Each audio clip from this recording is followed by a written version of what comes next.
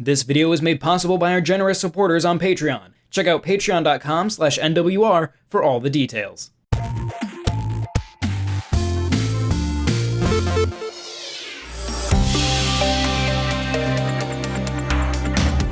What would it be like to be a student at Luke Skywalker's School for Jedi?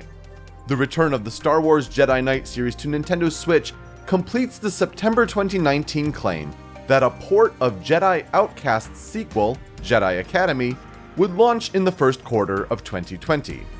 Aspyr presents this 2003 Raven Software title that originally launched on PC and Xbox, giving Switch a Star Wars action-adventure game that offers player avatar customization, an accessible suite of force powers, and competitive online multiplayer modes. So, do more options allow for a better adventure, or does it feel too forced? In the Star Wars universe, it has been 10 years since the end of Return of the Jedi. Following the events of Jedi Outcast and Kyle Katarn's ascent as a powerful Jedi Knight, Jedi Academy allows the player to assume the role of Jaden Korr, a student who notably already has their own lightsaber weapon. Jaden can be male or female, depending on the player's choice, but as they approach the Jedi Temple on Yavin 4, Jaden befriends the recklessly overcompetitive Rosh Pennon. After the transport ship has to make an emergency landing, Jaden and Rosh discover a woman draining energy from the temple with a staff, which greatly concerns the legendary Luke Skywalker. Ultimately, Jaden and Rosh are assigned to train under Master Kyle Katarn, because they will soon have roles to play in confronting the nefarious Disciples of Ragnos cult. Since Jedi Academy originally launched 18 months after Jedi Outcast, it's understandably based on the same game engine, with many of the same gameplay fundamentals.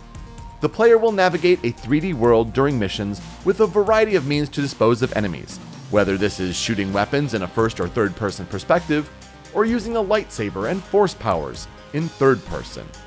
By completing assigned missions, players can spend skill points to access and improve additional force abilities from the light and the dark side, allowing Jaden to become the Jedi that the player imagines. Weapon loadouts can also be customized going into each mission, which is especially important in earlier missions, as players will likely lean on shooting mechanics more before Jaden's lightsaber skills can handle enemy blaster fire appropriately.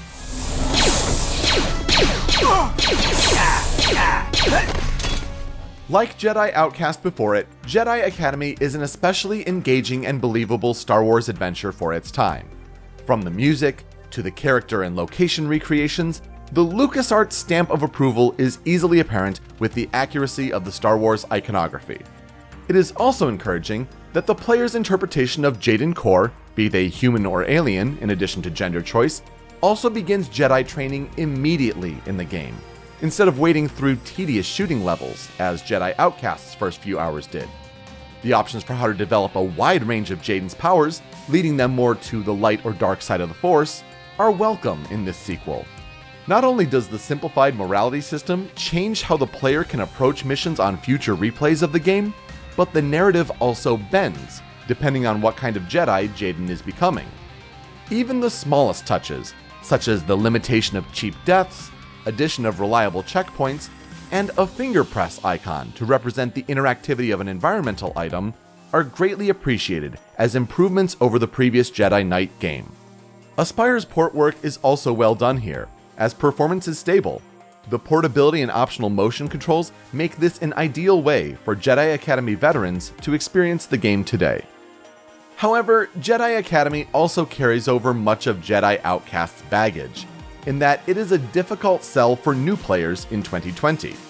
Between slippery platforming, inconsistent hitbox detection for weapon fire, chaotic lightsaber combat, and questionable cutscene direction, the 2003 game experience does not hold up well, especially when young franchise enthusiasts are coming off of 2019's Star Wars Jedi Fallen Order. As an example, players should prepare for a lack of a minimap or compass for quest direction, especially when Jaden is wandering the snowy fields of Hoth or trying to escape the maw of a sandworm. Cinematically narrative action-adventure games have changed drastically over time, and nostalgia can only fuel so much when it comes to what audiences consider as a standard for how a game feels to control in 2020. Additionally, it is also disappointing to only come across a handful of missions that directly advance the game's storyline. In between those, the players are fed chunks of 5 missions to complete. While these are important to give players those 4 skill points, they are the definition of busy work, in both function and narrative purpose. As a result, these missions, which can be completed in any order, feel like padding and do not advance the story in any significant way. While Jedi Academy also includes a range of online multiplayer modes for those that want them, it is frustrating to find that these can only be played either solo against bots or against random human opponents. That's right, it's an online mode in 2020 that doesn't allow for playing with your Switch friends, in addition to a lack of game customization options. What is ultimately an improved experience over Jedi Outcast can still be a trying game experience for new players on Switch.